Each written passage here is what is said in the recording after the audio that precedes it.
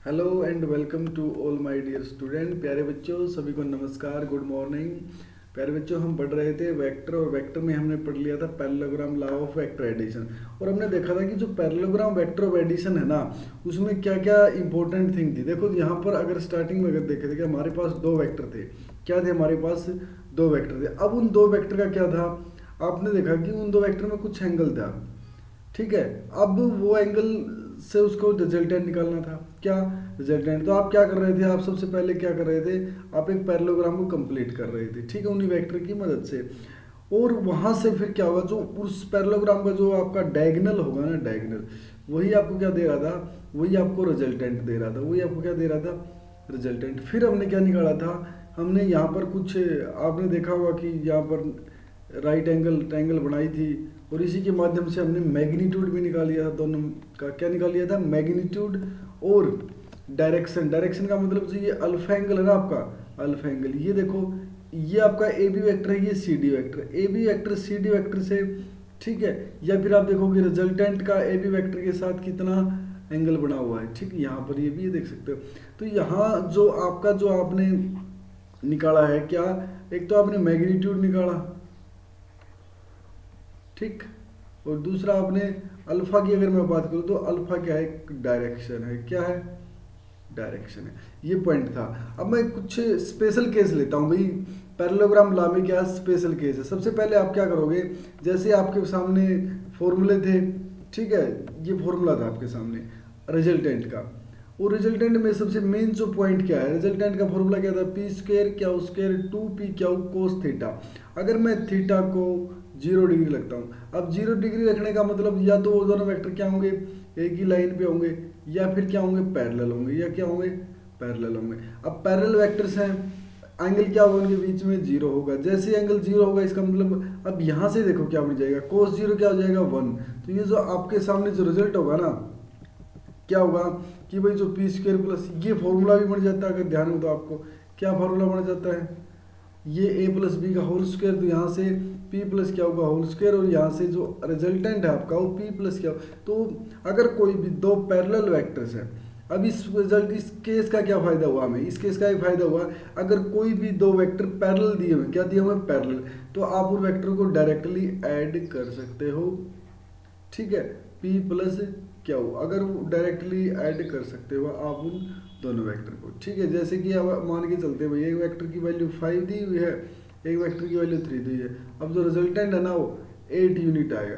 क्या आएगा, 8 यूनिट। बस आप सीधे से डायरेक्ट ऐड कर सकते हो। ठीक है, अगर मैं डायरेक्शन की बात करूँ तो वही आपने क्या करना, साइन 0 0 हो जाएगा, तो यहाँ पर इनके बीच में जो डायरेक्शन होगी वो क्या हो जाएगी, 0। आपको पता है, देखो अल्फा की वैल्यू 0 होगी, मतलब ये तो आपकी डायरेक्शन होगी।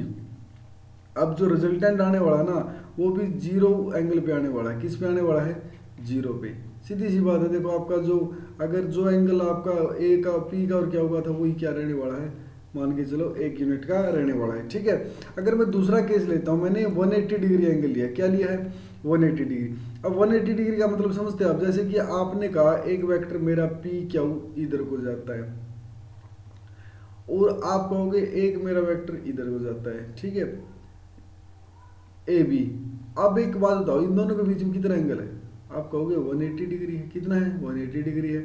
तो ये जो 180 डिग्री जो एंगल है ना दोनों को, अगर मैं इसको लाइन को थोड़ा खिसका के इसी साइड ले आता हूँ, तो आप देखोगे पी क्या हुई हो जाएगी। अब आप बताओ, इनके बीच में जो 180 डिग्री एंगल है, तो इनका रिजल्टेंट क्या रहने वाला है, वो देखते हैं भाई। जैसे आपने एंगल को 180 डिग्री लिया, तो यहाँ पर एंगल को क्या रख दिया, 180 डिग्री। अब ये क्या होगा, 180 कोस 180 की वैल्यू -1 होती है।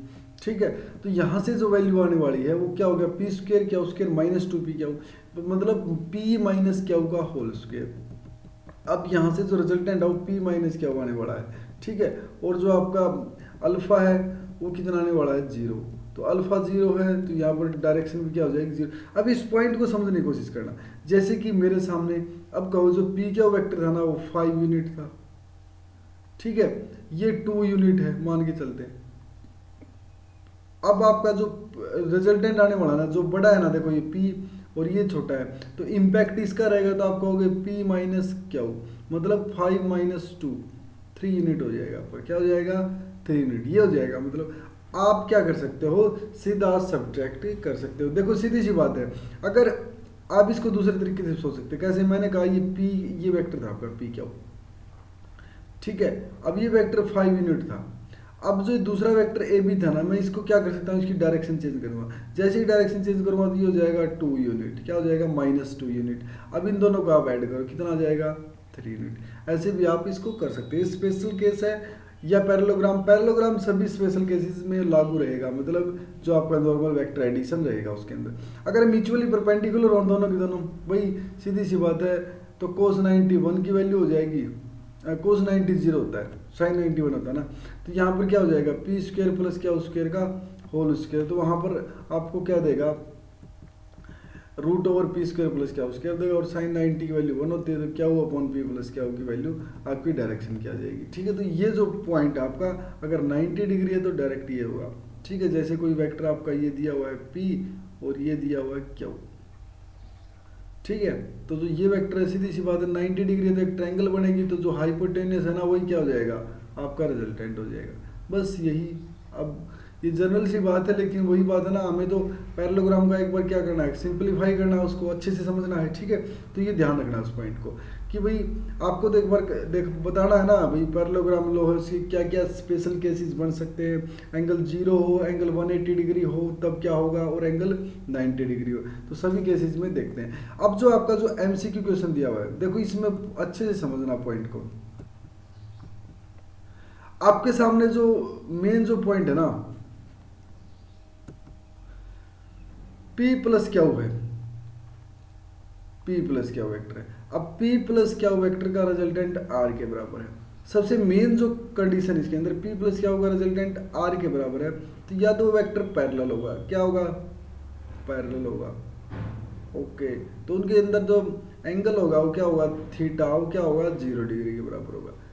इतना तो हमें पता है अभी तक, लेकिन उसके अलावा भी कुछ पता है, देखते हैं। P प्लस क्या हो, जैसे मैंने अभी कुछ एग्जाम्पल लिया था ना आपके सामने, जैसे मैंने कहा था कि एक वेक्टर मैंने 3 यूनिट लिया, एक वेक्टर मैंने 5 यूनिट लिया, दोनों को ऐड किया तो वेक्टर आ गया 8 यूनिट। वेरी गुड भाई, ठीक है।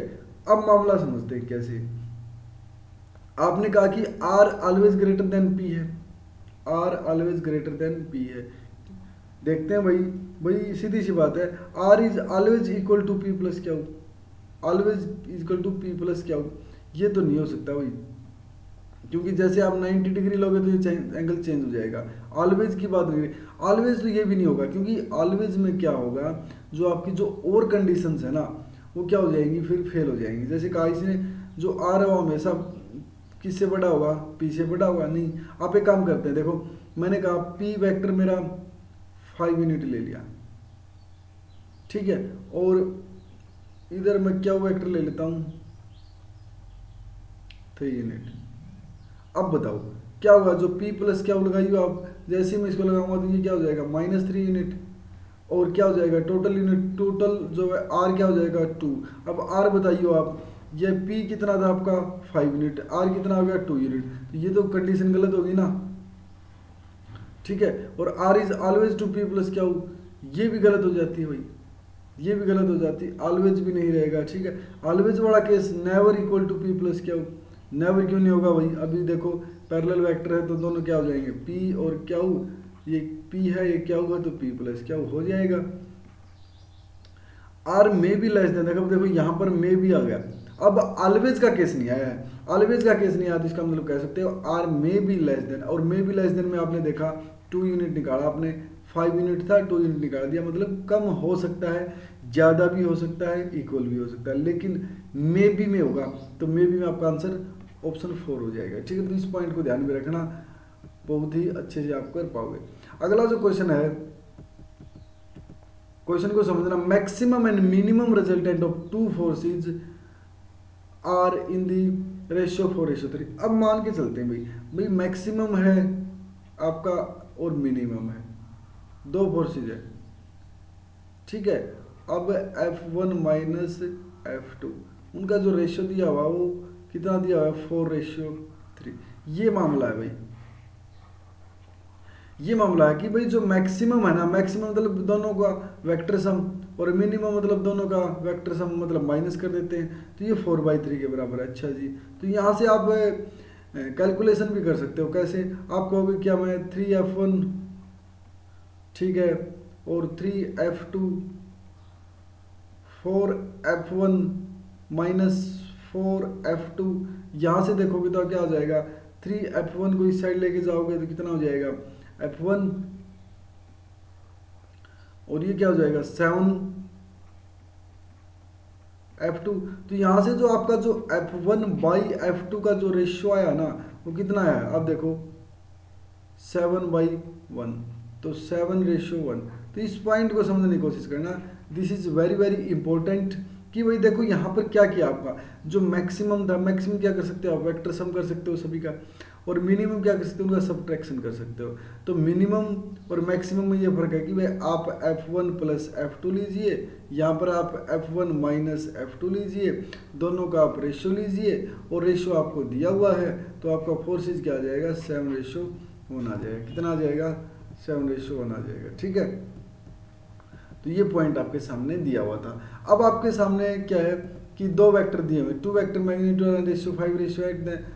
अच्छा, वही सेम टू सेम कहानी, वही देखो यहाँ पर जो दो वेक्टर दिए हुए ना आपके सामने, जैसे P और Q, P और दो वेक्टर हैं, उनकी मैग्नीट्यूड किस रेशियो में दी हुई है, 5:8 में। There result has maximum and minimum magnitude in the ratio. अच्छा जी, एक बात बताइएगा मेरे को, जैसे मान के चलते भाई P और Q का रेशियो था, आप ही बताइए उनकी मैग्नीट्यूड किस रेशियो में दी है, 5 में। अभी जो मैक्सिमम मिनिमम का फंडा क्या था, मैक्सिमम मिनिमम का याद अभी, अगर दोनों की अगर मैक्सिमम लेनी है तो P प्लस Q करोगे, दोनों का मिनिमम लेना है तो P माइनस Q करोगे, और रेशियो कितना दिया उनका, ये हमें निकालना है भाई। जो मैक्सिमम और मिनिमम का रेशियो हमें क्या करना है, निकालना है, मैक्सिमम और मिनिमम का ये रेशियो में निकालना है। तो P plus Q maximum, P minus Q minimum, और P प्लस Q। अब यहाँ से देख दो, अगर इसमें क्या कर सकते हैं आप, इसमें भी वो लगा सकते हैं ना CND, या तो आप इसमें CND लगाओ। CND कैसे लगाओगे, आप कहोगे P plus Q P minus Q, इसी को बना दोगे आप क्या, 5 + 8 और 8 - 5, तो यहाँ से कितना हो जाएगा 13/3।